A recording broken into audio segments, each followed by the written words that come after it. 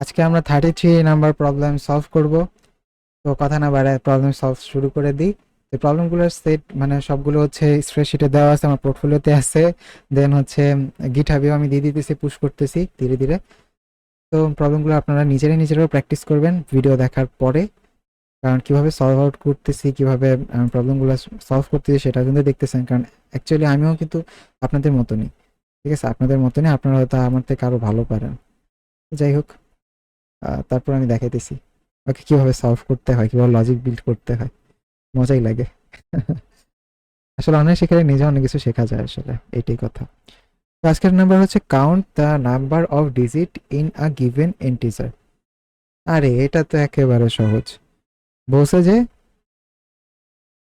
Wait, কি বলছে, input a number and count how many digit it has. Okay, ইউটার অনেক সহজ।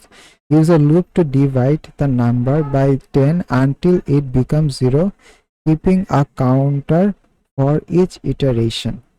Keeping for counter for each iter, আসলে এটা হচ্ছে কিভাবে করতে হবে সেটা ধারণা দিছে, আর কিছু না। অর্থাৎ কি কি ইউজ করতে হবে সেটা হিসাবে। এটা একবারে সহজ। আমি জানি না আসলে কেন হচ্ছে আমার টিমমেট এইভাবে করে প্রবলেম মানে সাজাইছে আমারে, প্যারা দেওয়ার জন্য নাকি তাও জানি না। বাট ও সাজাইছে, সমস্যা নেই। তবে একটা জিনিস ভালো হয়েছে যে কঠিন জিনিস দেখাই দিছে, এখন সহজগুলা করতে মজা লাগবে আর কি। জিনিসটা খারাপ কাজ করেনি। stdio.h, আরে এগুলো কি আসে, stdio.h, দেন হচ্ছে কি এন্ড মেইন। বেশি বড় করে ফেলছি, একটু ছোট করি, আর দেখতে অসুবিধা হইতেছে। এন্ড মেইন, দেন হচ্ছে কি রিটার্ন 0। আচ্ছা, তো এখন হচ্ছে এন্ড এন হচ্ছে হাউ মেনি ডিজিট। তো স্ক্যান এফ করবো, স্ক্যান এফ করে কি করব যে how many digit, okay, percent D হয়ে গেল, পার্সেন্ট ডি কমা এম পার্সেন্ট এন। ওকে, তারপরে কি বলবো যে পার্সেন্ট ডি মানে ফর লুপ ইউজ করবো, ফর লুপ ইউজ করে বলবো int I is equals to N, এবং এই আই ততক্ষণ পর্যন্ত চলবে যতক্ষণ পর্যন্ত না 0 না হইতেছে, এবং আই প্রত্যেকবার হচ্ছে আপডেট হবে 10, আইকে 10 মানে এই এন কে 10 ভাগ দিয়ে, মানে আই তো এন হিসেবে বললাম আর কি। তারপর হচ্ছে কাউন্ট প্লাস প্লাস, শেষ। আর কিচ্ছু না, আর কিচ্ছু লাগবে না।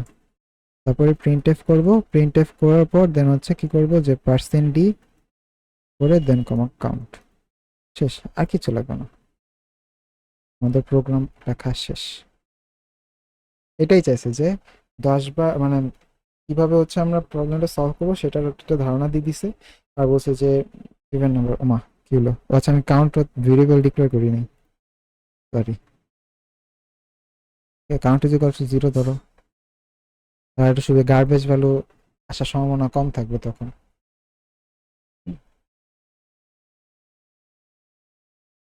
ওকে, আচ্ছা স্ক্যান এফ এ কিছু একটা করছি নাকি? স্ক্যান এফ পার্সেন্ট ডি কি লিখছে, বলছে scan F reference scan F one exit status, মানে কি বুঝলাম না। পার্সেন্ট ইন কি তো আছে, আচ্ছা প্রিন্টে দিয়ে দিই তাহলে, যাতে বুঝতে পারি ঠিক মতো কাজ করে কি করতেছে না।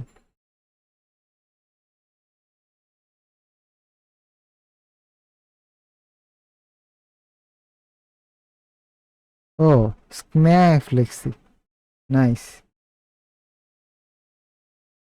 কি আর বলবো ভাই, জীবনটাই প্যারা। ওকে, তো হচ্ছে ধরলাম 150, এটা তো 6, 1 2 3 4 5 6, হ্যাঁ 6টা, ঠিক আছে।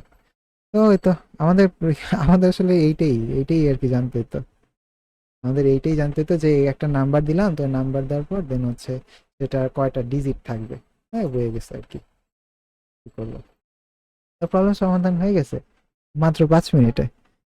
ওই তো আমাদের যত ধীরে ধীরে আগাইতেছি, যত প্রবলেম সলভ করতেছি, দেখছেন স্পিড কিন্তু তত বাড়তেছে। আগে এইরকম ছোট ছোট প্রবলেম গুলো কত সময় লাগতো, 20-30 মিনিট এরকম, কিন্তু এখন দেখেন কত তাড়াতাড়ি হয়ে যাচ্ছে, কারণ আমরা বেসিকটুকু জানি। প্রত্যেকবারই বলা হয়েছে কাউন্ট প্লাস প্লাস কিভাবে কাজ করবে, এটা কিভাবে কাজ করবে, ওইটা কিভাবে কাজ করবে, সুতরাং আমাদের বেসিক আছে, তো সেই হিসেবে আমরা অনেক দ্রুত কাজ করে ফেলতেছি। আজকে ভিডিও এই পর্যন্তই, দেখাবে নেক্সট ভিডিওতে আসবে 13 এর 4 number problem. I will see you next time.